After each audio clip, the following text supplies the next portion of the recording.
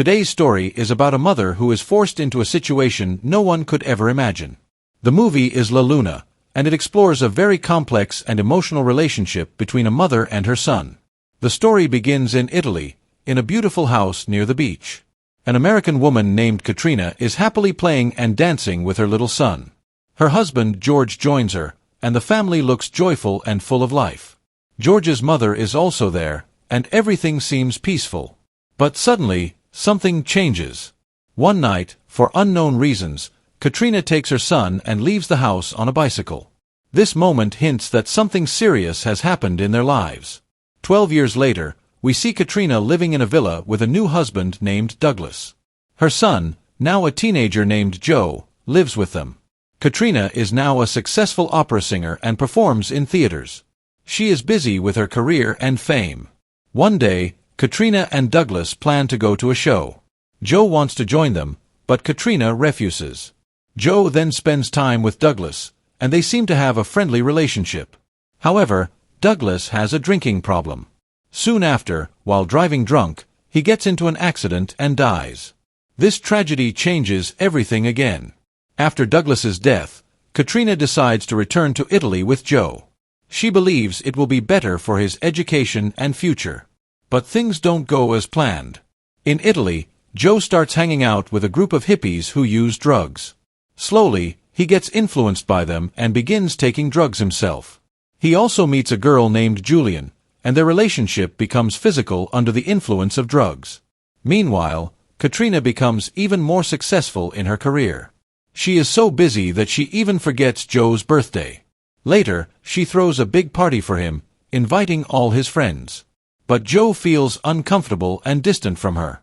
During the party, Katrina finds Joe with Julian and thinks something terrible has happened.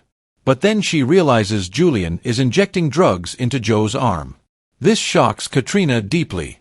She gets angry, breaks the injection, and takes Joe back home. From here, Joe's condition starts getting worse. He becomes addicted to drugs and behaves aggressively. He argues and even fights with Katrina. Their relationship becomes very painful and broken.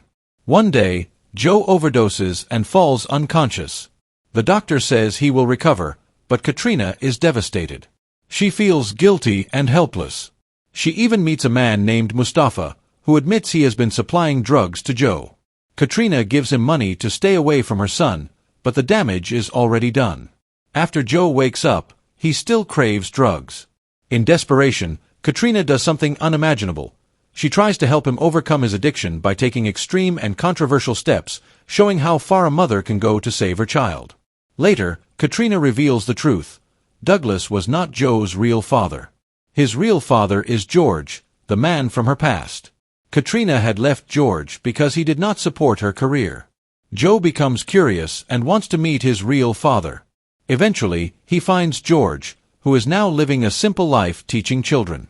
However, Joe does not reveal his identity and only observes him from a distance. In the end, Joe returns to Katrina. Both of them finally open up about their pain. Joe had always felt incomplete without knowing his real father, and Katrina had hidden her struggles behind her successful career. This emotional distance had destroyed their relationship. Finally, George also comes back into their lives. There is anger, truth, and emotional confrontation, but also understanding. The broken family slowly begins to heal and reunite.